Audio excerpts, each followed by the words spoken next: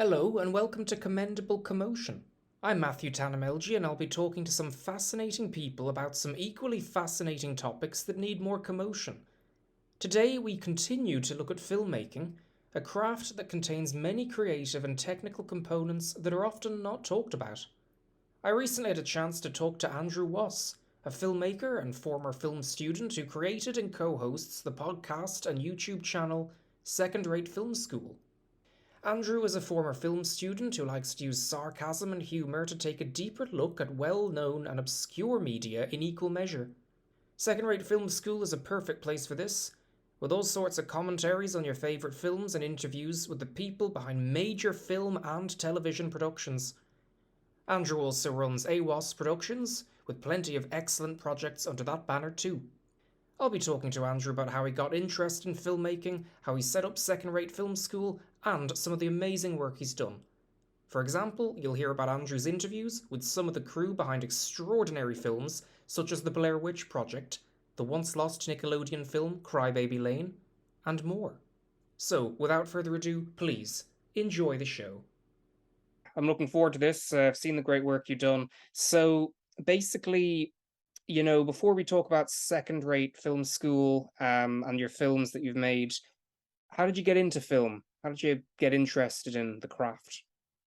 Well, first, I just want to say thank you for having me on. It's very weird to be on the other side of the interview, so this will be fun. Less editing for me to do. Um, no, so like a lot of people who do this, I was obsessed with movies growing up. I saw Back to the Future for the first time. I actually figured it out very recently, May of 1998. Saw it on TNT. Just fell in love with that movie. I'm like, I want to do that, and throughout like being a kid I would use my parents' home movie camera and make stuff, just little crappy little short films that's embarrassing to look at now, but nothing too crazy. Um, I was known in high school as like the movie guy. I always had my camera with me. I was always taking pictures. Like I took like a third of the photos of the yearbook my senior year, like of the candid shots and all that. And again, I would make commercials for like the school plays. I was in the drama club and whatnot. And then I ended up going to Ithaca College. That's in like upstate New York. They have a great film program there. And over my 4 years there, I made a handful of short films. I mostly was making broad comedies. I love Mel Brooks, like the National Lampoon movies, stuff like that. And then, moved out to Los Angeles where I've been, for 6 years now. And after moving out here and working here for a while, and I even had it a little bit in college. I got like a little jaded with like the industry to this extent very quickly because I'm like, oh yeah, I'm seeing like these huge movies that are coming out now, and I like them, but like I prefer like some mid tier level movies, and I think back to it's like Back to the Future, which you can see I have the poster over my shoulder, still a favorite movie. Um, you know, made like 180 million, I think. Like box office when it first came out, and that was like the biggest movie of the year. And it's like studios would be ripping their hair out now if that's what their movies made. And it's like, it's a thing that I'm just like depressed at. That's like they all want the big tentpole movie, and that's what they divert most of their resources to. And as much as I love the Avengers, it's like I'd like to see a couple mid-tier movies come out from every studio. So I got like a little jaded. Love watching like stuff like Red Letter Media and all that to make fun of movies and bad stuff and whatnot. And that kind of started influencing my desire to do the channel. So technically speaking, if you look on our channel, the first ever video was a commentary track for Spider-Man. Came out in January of 2020. Little known secret, that's not actually our first episode. The first episode came on my original YouTube channel, AWaas Productions. That like, if you look it up now, there's really just nothing has been uploaded in a long time. It's just my old short films from college and high school. But I got the idea to do this, and just doing commentary tracks and for movies was what we initially did. Me and my friends did, and we did one in October of 2019 for Scooby-Doo on Zombie Island. It's one of my favorite, Halloween kids movies. Grew up watching it, and my usual co-hosts also loved it. So we decided let's do a commentary track for it. It's Halloween time. They were just doing like a sequel to called Return to Zombie Island that fall. I'm like, maybe I'll get a few clicks. And we were not taking it seriously. Like we just literally put a laptop on like a chair in front of us, like just recording using QuickTime. We didn't even have I didn't even have a title for the channel at the time. We just like introduced ourselves saying we're doing a commentary. So, but yeah, we did it for Scooby Doo on Zombie Island. It was not supposed to be too serious. We were just kind of just like, hey, there's the sequel that's coming out. It's Halloween time. Let's do it. And we were drunk when we were doing it. We just wanted to have fun. So we're like really goofing around. And there exists like bloopers of like 30 minutes because we had to keep starting it over because we kept like spilling stuff and like screwing up or like whatever this that like we had to start the movie like two times over and that which says something because that's a short movie. But we finally got it up and started getting some views, and I did a handful of other commentaries, and then I decided in 2020 to like really start investing into it. So I got microphones, I got an audio recorder, I guess that's all I got at the time. But yeah, I got those at least. And then a few years ago, I had thought of a different idea for a web show that was basically, it was going to be the premise. It was the two co-hosts I usually have and another friend. The premise was going to be each episode, one of us would pick a movie that the other three had not seen. And based solely on the title of the movie and the poster, they would have to try and guess what the movie was about. And then we were going to kind of red letter media it, best of the worst, watch the movie, and it would just like show some of the movie, and then we'd talk about it. We'd be riffing over it, and it would be cut down. So if the movie's an hour and a half, it'd be like 15 minutes of that and maybe 20 minutes of us discussing it. And I was the first one to go because it was my idea, and I picked Rescue from Gilligan's Island. It was like a shitty TV movie they made like in the 70s, years after the show ended, and I picked it because I loved the show. I'd seen it a bunch of times. They had not seen it. And the three of them had different relationships with the show. One had never watched it, one knew of it, and one really knew nothing about it. So I'm like, oh, that'll be good comedy. But we realized when two of the people have never watched said show and two of us have, and we're making joke references to the show and they don't get it, like it was like pulling teeth. So that exists somewhere on a hard drive, never to be seen again. But so I had came up with that idea. I'm second rate film school, and I'm like, okay, well, I'll just start putting it up here. And yeah, during the majority of the pandemic, we were just doing more commentary tracks, and then I kind of came to the realization, hey, my favorite creators are probably sitting around doing nothing in quarantine too. So let me start reaching out to them. And I, was reaching out to people via their agents using IMDb Pro. I got an account for that. And then, like some people I was just like reaching out to on social media. And our first big get was Eduardo Sanchez, co-director of the Blair Witch Project. And that's really what kind of got things started for us. Yeah, very interesting. That's interesting to hear, absolutely, because it all kind of starts small and then grows from there, obviously, with these things. So Eduardo Sanchez, yeah, I mean, that's quite a big achievement. He is a very creative individual. So you interviewed him or did the commentary on the film with him first? How did that go? Yeah, I just reached out to him, and yeah, because again, at the time it was like commentary tracks. That's all I'm ever gonna do. And to be fair, they are a lot easier to edit because I just put the image of the thumbnail up and tell you here's how you sync it up, and that's about it. So I initially thought, okay, well, let's do a commentary track, and it was a little difficult because if you have the DVD or Blu-ray, they did a commentary track 20 years ago, but I viewed it as okay, this is now let's look back at your movie 20 plus years on. And if you listen to the original commentary, they never flat out say the Blair Witch mythology was real, but they don't say it's not real either. They give the implication all the actors, that they're like Heather, Josh, and Mike are interviewing in the first part of the movie are real people. They don't say, "Oh yeah, I knew this person from this thing," or "We hired these people" and stuff like that. So the implication is kind of like, "Hey, the Blair Witch mythology is real." So I'm like, okay, now it's interesting to look on this as a unofficial, not studio release where you got to be, not politically correct, but yeah, you don't need to be as polished as the studio would want you to. You could like, he could talk about like, wow, the sequel really sucked, and we didn't like that because this isn't being, it's not like Artisan at the time was paying to do this, so they have to be nice about it. So he could be a little bit more frank. And then yeah, I thought that was interesting looking back 20 years on. And then like, okay, well, there's a lot of stuff that's not about the movie specifically we can't talk about during it. So let's just yeah do a basic Q&A. And I always sum it up as I've just kind of stupided my way into getting more people, because that then turned into, oh, I'm posting about this on the Blair Witch, Facebook page, and Ben Rock, who's the production designer, is then like, hey, all that information is gonna be wrong, ha ha ha. I could tell the real story, and I'm like, well, do you want to come on? He's like, yeah, sure, why not? And then that turns into I get connected to Matt Blasey, who was like the Blair Witch Project guru. He like literally wrote the book on it, so it's like I've kind of become friends with him as well. And we did a video about the comic book, and the me and him and Ben did a commentary for Book of Shadows, and you get connected through that. And it's the same thing with a lot of the other people I've interviewed. Once I get my foot in the door with one person, that kind of just stumbles onto the other people. So like, for instance, I interviewed Gary Trailsdale, who was the director of Beauty and the Beast, Hunchback of Notre Dame, and Atlantis: Lost Empire.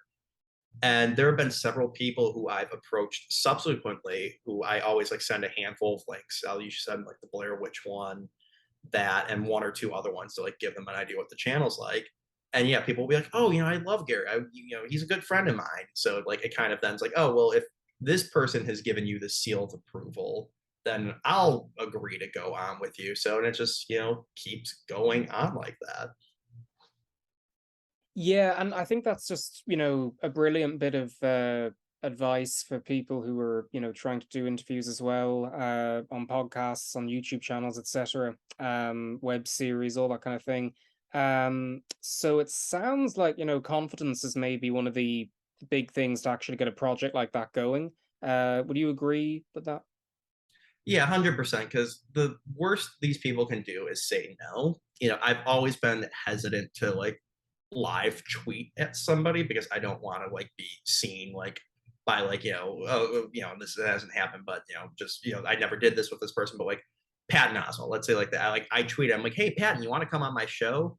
And then a million people who follow him see that potentially, and nothing comes of it. So I'm a little worried with embarrassment sometimes with that. But yeah, like emailing agents, like I like I email like A-list stars agents, and like, they'll usually turn me down still, but it's still impressive that I get like an agent to be like, oh, well, let me go ask them. Like, I wanted to like do a commentary track for the birds. So it's like I emailed like Tippi Hendren's like agent, because she's still like alive.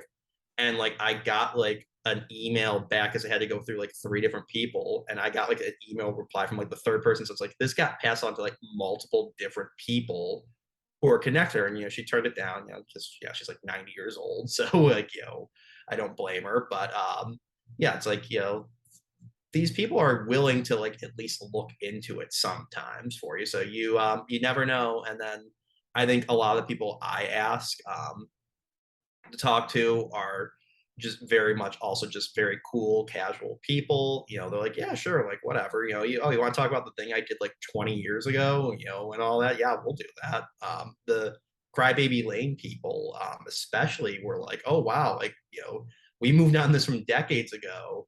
But we were really proud of this, and Nickelodeon kind of screwed us over. So yeah, we'd love to tell like the true story about this. So it's just like, yeah, I think you gotta pick the right people, have the right level of confidence in it, and then just kind of go for broke. Yeah, yeah, exactly, exactly. And I listened to your oral history on Crybaby Lane. Fascinating stuff, and it kind of leads me to ask you the importance of like I guess production history. People reading about it, knowing about it. I mean, importance. I don't know, is that always the right word, but just the sheer interest that can be gleaned from that. Would you Um, say? Yeah, I mean, like, would you say that basically it's do more people need to read more, listen more to like, histories of how films are made? I would say yes. I really grew up on the home video DVD boom. So I loved watching all this special features, loved watching or listening to the commentaries because I always thought it was fascinating. It's like, getting the peek behind the curtain of how my favorite TV show or movie was created. And that helped me in terms of filmmaking. So like they talk about like, oh, this was difficult to write, or like they explain how this was shot, so that's like they explain like, okay, well, we shot it like this in two different pieces and we stitched that together. That like helped me learn how filmmaking worked. In terms of like, kind of like oral histories with the production, I think, yeah, especially with a lot of more obscure things, because that's the thing. I've decided like early on, I'm only going to talk about a big mainstream recent release if I feel like I have anything to talk about that. So if you like look on our channel, it's like, you know, I've only talked about a handful of modern things, like the Batman, the new Scream movie, Better Call Saul, and that's because those are properties that mean a lot to me. But yeah, I think this stuff like, Crybaby Lane is the perfect example. That's a movie where there's virtually no information out there about it. And that's like kind of the frustrating thing with, I'm a little sad how sluggish the view count on that one is because I don't think I'm being too braggadocious here, but it's like I think I have the definitive history of that video because if you look up any other video history on it, they all have the same like three factoids from like IMDb. It premiered in 2000. It was scary, and then they banned it. People found it on Reddit, and then they re-aired it, and that's like about it. So it's like very fascinating to be like able to connect to the guys, Peter Lauer, Bob, and John Inwood. To talk to them about this little known Nickelodeon movie that had just a lot of, mystery around it and be like, oh, here's how it was actually really made. Here's all the crazy bullshit they had to put up with, making this Nickelodeon movie that had its budget continuously slashed. And then, like try and actually deconstruct, like, hey, why was this considered so scary? And, in that, I, compare it to other things Nickelodeon was airing at the time and, kind of like really breaking down to the nuts and bolts of what this movie was. And yeah, I think that's a thing more people should learn how these movies are made. And I think it would help them enjoy the movies a little bit more. I know some people don't like to see how the sausage is made, as it were, but I think it's fascinating at least. And I know there are a lot of other people who find that fascinating too. Yeah, absolutely. And, it's subjective, obviously, but at least it's important for people to at least try it, I suppose, as such. So, yeah, absolutely. Well said. And so, in terms of then, Crybaby Lane again, just, being kind of lost media for quite a while. Are you interested in lost media, like other cases of lost media, that sort of thing? Yeah, it's just fascinating to me because I can't remember like what the stat is, but it's like 70% of all U.S. movies made before 1929 are like lost or like something like that, and then you have lost media like that, which technically speaking, I don't think you can call a lot of the lost media our generation is interested in actually lost because it's somewhere in a vault on like hard drives or like Betacam tapes in like Disney's warehouse, and they just don't care to re-air it. But like, I guess in the net result is the same. It's unviewable by the public at large. But yeah, I find it fascinating. Something like Crybaby Lane, for example, that's like this was something that was put on one of the top children's networks that was in the homes of tens of millions of people nationwide in the states and God knows how many more around the world. And yeah, Nickelodeon's like, oh, we're never re-airing it. And it's like, oh my God, like you can't find it because you need to find one person who recorded it on a VHS tape, kept it for at the time 10 years to then figure out how to upload it to YouTube. And it was just a very fascinating story of because I remember looking for that when I was in high school because as I say in the video, remember seeing the trailer but being too scared to watch it. So like, I remember that and being fascinating. It's like it's something so tantalizingly close that we know Nickelodeon has it somewhere. They just don't want to release it. So it's like you got to find it. And yeah, it's almost kind of like a national treasure esque treasure hunt, just with a lot lower stakes. Right, yeah. So in terms of then like so obviously, Blair Witch Project commentary and all the other great interviews you've done on Blair Witch Project and its lore and the Crybaby Lane oral history. They're on your channel and podcast, Second Rate Film School. So I would encourage everyone to listen and watch those. So, in terms of some other work you've done, speaking of, when you were younger, you saw the trailer for Crybaby Lane. Do you kind of get a sense of nostalgia for some other decades in the past? Because I mean, I've seen those collections of like vintage kind of commercials and things like that that are on your channel. So, like, do you look back on those days when you were younger and some of the media you saw and feel kind of a strong sense of nostalgia? No? Yeah, for sure. The commercials, I always joke that I'm sad that those are the best performing things on my channel, but nostalgia sells.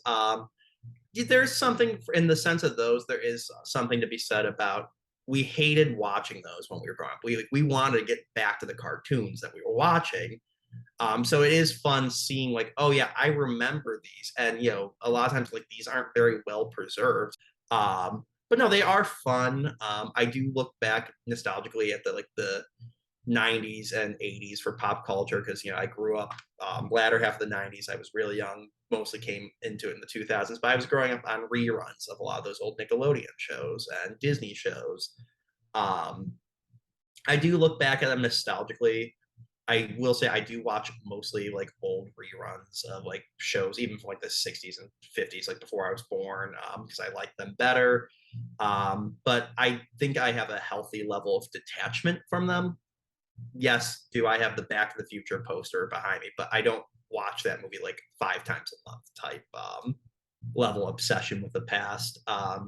Yeah, no, I think it influences me certainly because obviously I'm talking about movies and TV shows I grew up with a lot of times, but even then, some of the times like Blair Witch Project, I didn't watch that till I was in college. That's only been a staple of my like movie love for like 10 years now. Or not no, not even 10 years, like 6 years now. 6 or 7 years.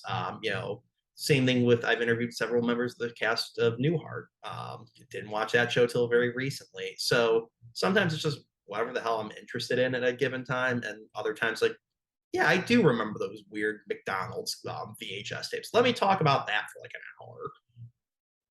Yeah, yeah, I see what you mean, right. So it's good there isn't like a rigid kind of like, no, this podcast is about this. It's kind of like, you have broad kind of interest in various things. You're willing to explore various topics. That's good.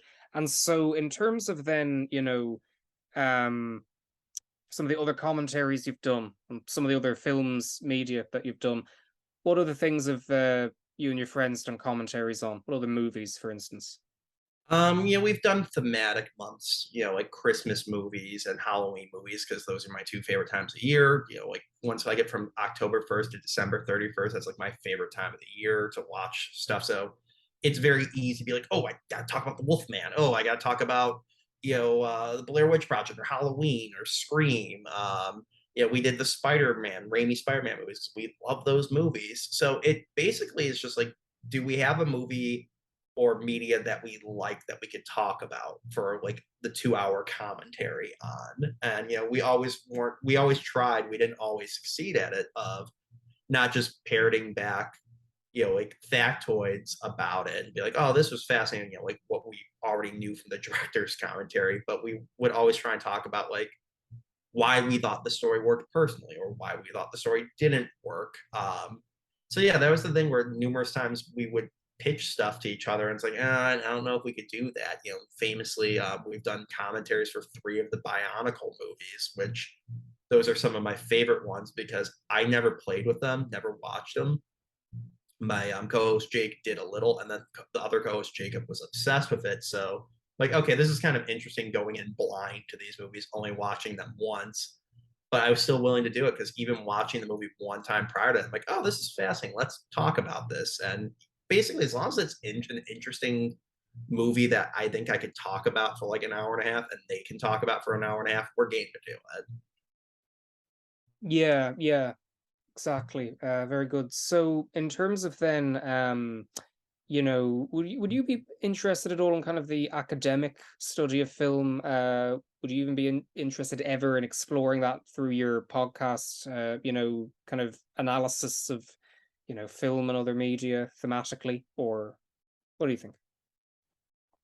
To an extent, yes. I mean, the joke name of our channel, Second Rate Film School, came from, I think in the first few videos I described it as all the fun of college without the credits, and the actual usable degree.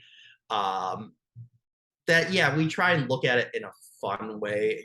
I did have a bunch of film theory classes when I was in film school, and sometimes they were very interesting. Other times they bored me to tears, and I'm like, oh my god, like I think what summed it up for me was, far because I'm a very straightforward. I like typical narrative movies. I'm not into like as a I call it artsy fartsy stuff too much. I can respect it, but I'm just not into it. And I realized a lot of like film school, like discussions about it, movies got into like the ethereal side of things, and like I was like looking at this and being like, well, no, that's not clearly what it was. The two examples I think that exemplify that are my freshman year of college. We were watching Singing in the Rain, and our professor talks about how that was like the original jukebox musical, which for people who don't know what that term is, that's a movie or musical where the music already existed. It was not written specifically for it. So I think people usually think of like like the Rocket Man, the Elton John movie, or Moulin Rouge. So these were all songs that had previously existed in the studio's catalog, and then the writers like, okay, hey, let's use this song here. Okay, hey, they've done this all night, so hey, this song called Good Morning, this works here, and he's happy, Singing in the Rain, and all that. So she tells us this, and then she goes into how the movie was staunchly blacklisting, because she talked about how the director was going through some problems, and she's like, that's what the song I'm Singing in the Rain is about. She's like, he's going through all these things, but he's staying happy and he's making his movie. And I said, but you told us that song already existed, like that, like none of that symbolism could have been intentional though. And she got very mad at me, and I did not talk for the rest of the class. And then fast forward next year, my student film was a parody of It's a Wonderful Life, where no one's ever done this before, but where it turns out the guy, the world would be better off without the guy. I know it's very cliche now, but I still like it. But I just like, it was a venue for just stupid jokes for me to put into it, basically. Just like how ridiculously better off is the world without like this one guy. So it got to like the level that cancer was being cured, and like his childhood dog lived, and like it was just like all like just little BS things, like he gave a joint to his like college friend who like became a drug addict, who he would have cured cancer, he had not done that. He gave candy to the dog so the dog would still be alive, and like just the world is dramatically better. And it ends with the angel and then the devil are like fighting over whether he should kill himself or not. So the devil wants him to stay alive because he's like, I'm having a lot less fun without you being here. And the angel's like trying to get him to kill himself. And I just parodied the line from It's a Wonderful Life, where in the movie it says, no man is a failure if he has friends. And we make fun of that earlier in the movie. And the angel just flat out contradicts what he said earlier. And it's just supposed to be a funny joke how like quickly this guy has gone from, you need to stay alive, to please, for the love of God, kill yourself. And like all my film student classmates were like, oh wow, this is a staunch anti-Catholic movie, or this is really sticking to organized religion. I'm like, no, it's just supposed to be a funny joke that like the angel is now trying to convince him to kill himself, that's the opposite of the movie. So long way of saying, I kind of thought a lot of film analysis can be BS at times. So I more was interested in, as we've established, the actual history of the making of it. So not really talking about the why of the film, existing, more of the how it exists. I am not completely opposed to talking about like morals and like what a story means, but it's always been secondary to telling a good story, and on the channel talking about the technicals of it. Yeah, I see what you mean. So for people then who would be interested in making films, I suppose, before we hear some of your advice on that, which we've hinted at just there. What sort of what other things have you worked on over the years? Okay, so I that's the one thing I will say first off, if you're going to film school or whatever, don't always try and make your own movie. In retrospect, I don't know which one of the movies I made, and we'll get into them, I would have chose not to make. But I think I got so into the weeds of I have to write this and then direct this. I feel like, oh, I should have done like sound or lighting on someone else's first semester because or two, because that would have allowed me to learn more of the technicals. So advice right there. Um, I mean, I don't think there's any wrong way for you to make a movie, and that was what annoyed me with some of my film professors and classmates were, and I think this is true of film criticism in general now, is it's less of the story you are telling is flawed because X, Y, and Z. It's more, I think this movie is flawed because I would have preferred it to be a different story. So the best example I could give of that was in senior year of college. My thesis was a drama about a true story about the attack on Pearl Harbor during World War II, where three sailors were trapped in an airtight compartment on the USS West Virginia, and they were trapped down there for 16 days. Because we know that because when they were found, there was a calendar marking up to Christmas Day, so 16 days plus December 7th gets you to Christmas Eve at least. And I decided to make, like, okay, I wanted this to be a slice of pre-war America, and it was going to explore the three reasons why some of these guys would have joined the military at a time when the arrogance of America or the naivete of America thinking, hey, we're so far away from the Nazis, we're so far away from the Japanese, we're safe. So it was looking at it from the angle of the guy who just is looking at this as a paycheck. He's like, I can get out of our town where there's no jobs, save up some money, and have a better life when I get out. The guy who wanted to join because his father served in World War I, and then the other one who looks as it as a sense of adventure that he's never been out of his hometown. I was just wondering, how did you get that Navy ship? If it was a real Navy ship from the 1940s, like I mean, the kind of a sort of in a museum or something. I don't know. How were you able to film there? Because it was just so realistic looking. Don't worry about it. No, that comes from look to see what you have access to. So yes, that was shot aboard a real naval ship from World War II. It was the USS Little Rock. I'm from Buffalo, New York originally, and they have two ships up there, the Little Rock and then the Sullivans, named after the Sullivan brothers, who people might know were loosely the inspiration for Saving Private Ryan, um, or one of them. And they have those museum ships up there, and I remember going to them sporadically as I was a kid. They're right down by the waterfront, right by where the hockey arena for the Buffalo Sabres are. So anytime I went to a hockey game, I would see these giant ships there.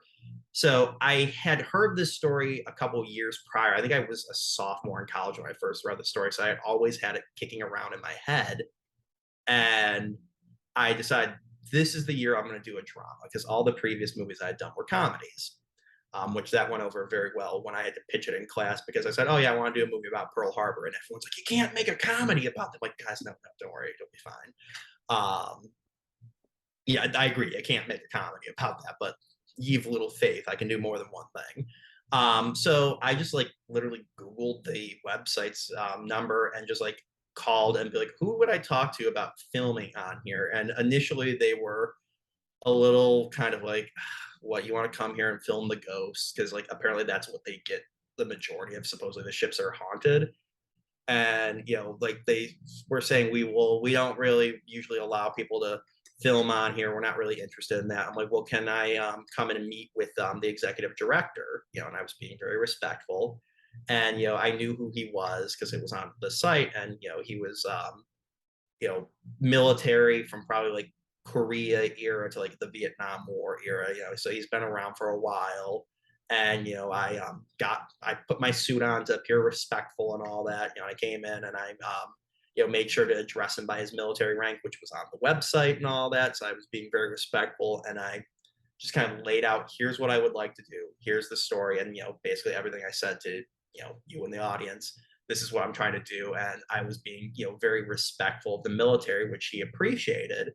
So he's like, yeah, we'll let you film there. And we had like free run of the ship. Like we were in parts of the ship that like people who hadn't worked there in years had been into, because like you're not going into every compartment of the ship. So they're like, I sent them like a list of here's the rooms we're looking for.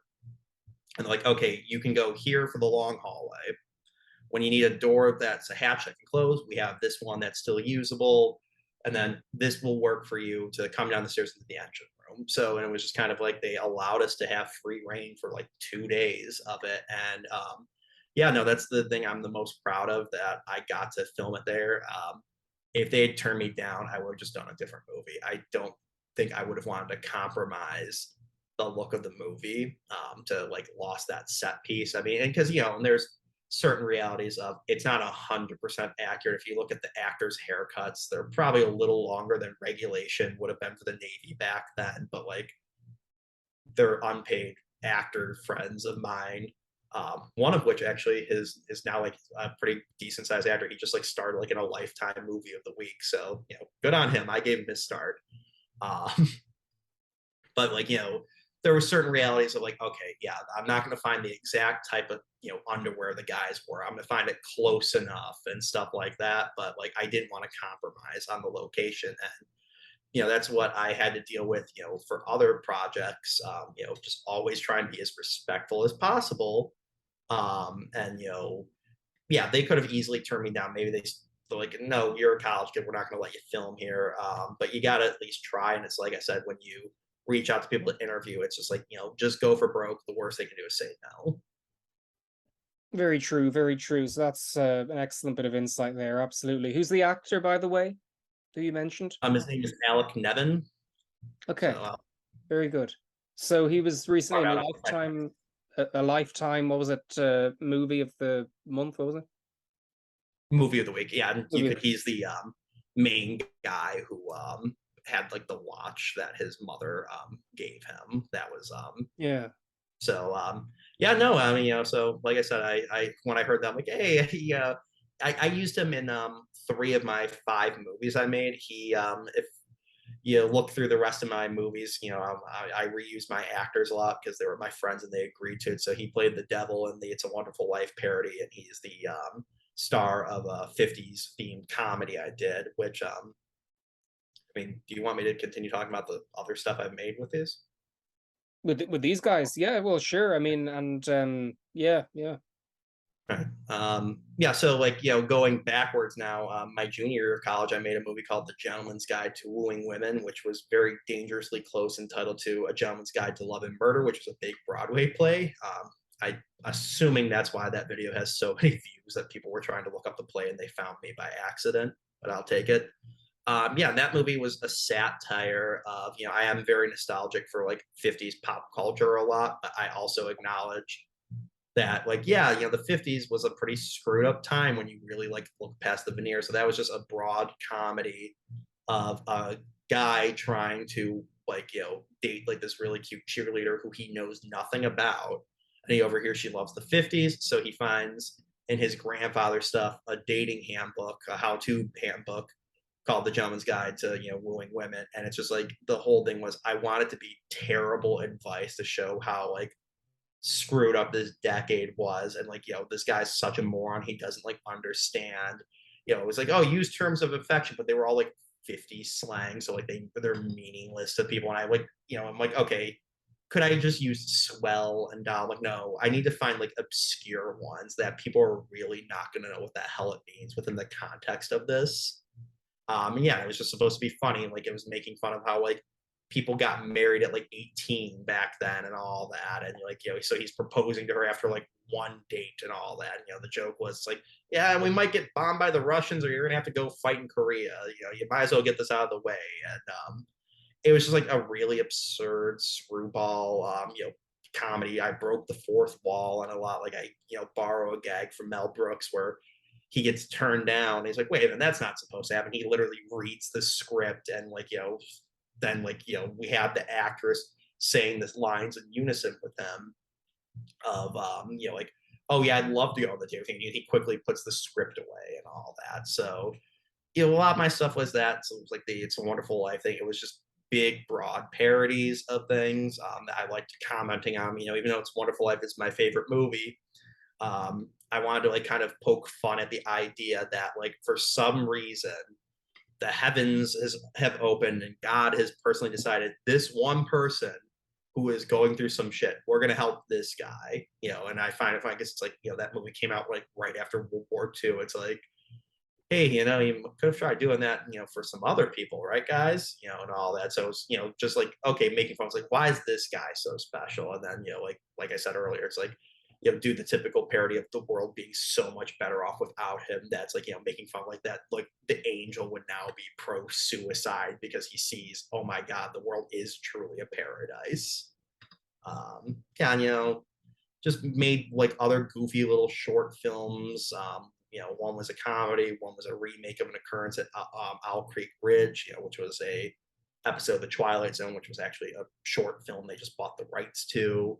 Um, and that's about it. Now it's just I'm doing second-rate film school, and I occasionally get an idea for like to bother my friends into like, hey, let's make this short 3-minute sketch video. So it's like I have like one that I'm working on right now about making fun of like an old Toys R Us commercial from the 80s. It's like, no one has seen this commercial, but I'm going to make a video that's taken multiple weeks and trips to stores to film at and all that, sneaking into my office to, film at, for just like this stupid joke. And it's a lot of fun.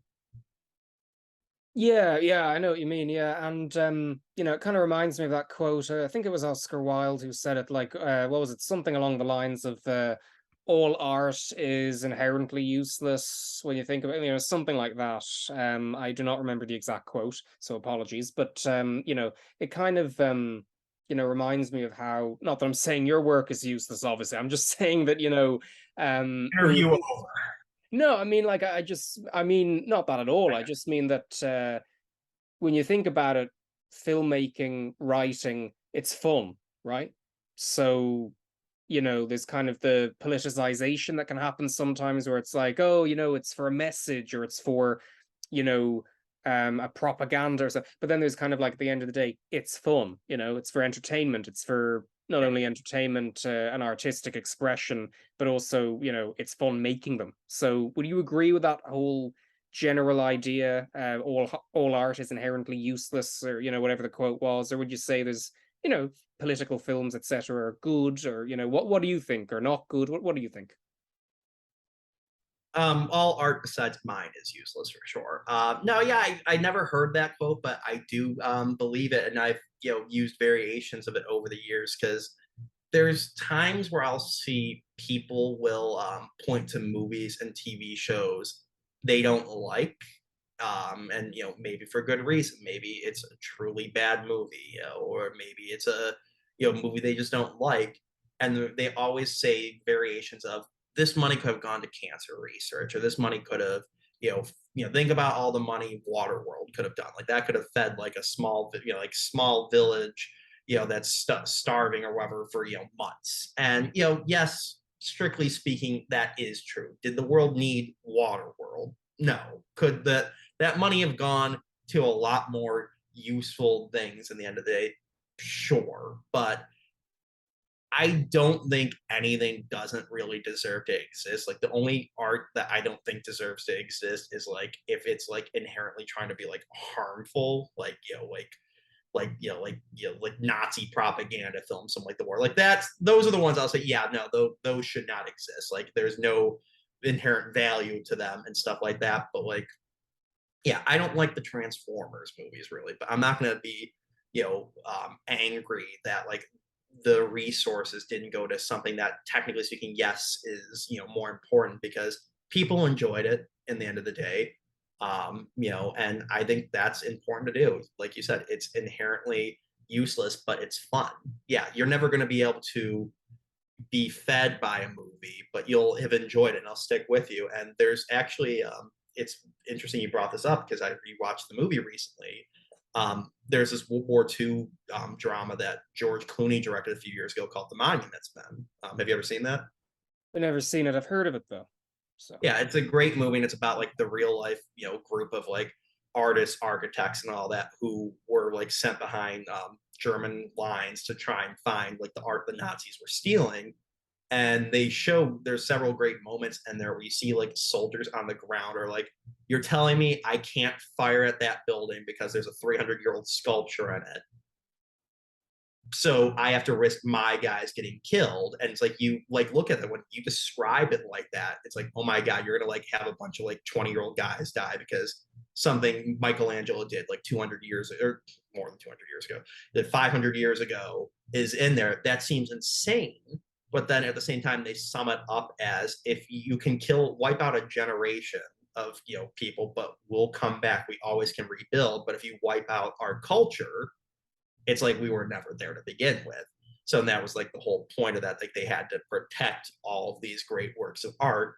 So yeah, am I going to try and compare Transformers 4 to like a work of art by Michelangelo? Probably not. But I think that quote, then that kind of idea does stand true. That's like, this is what makes us us. This is what separates us from the animals, that we create stories by fires of hunting water buffalo and mastodons originally, but now we're making big epic movies about superheroes going to space and fighting Thanos and stuff like that. That it all has inherent value because it has fun, but yeah, strictly speaking, none of it is valuable. But you can't look at life like that. You can't look at like art and cinema like that. That like we have to like look at what we get out of this one for one. yeah, yeah, exactly. Well said. And so in terms of then, before we finish up, you've given great advice on filmmaking, people wanting to make films, as well as that, just, content creation online. Um, just what advice would you give to people who, maybe want to start up a YouTube channel, set up a podcast, that kind of thing? Any advice at all? What would you give those people? Don't do it. I don't need more competition. No, it's just find what you want to do and then like do it. So like, what's your niche? So, mine is, I like talking about the more technical side of stuff. I like focusing on, obscure stuff occasionally. So the Crybaby Lanes, the McDonald's videos, but then well-known stuff that I think I could talk about, like Blair Witch and all that.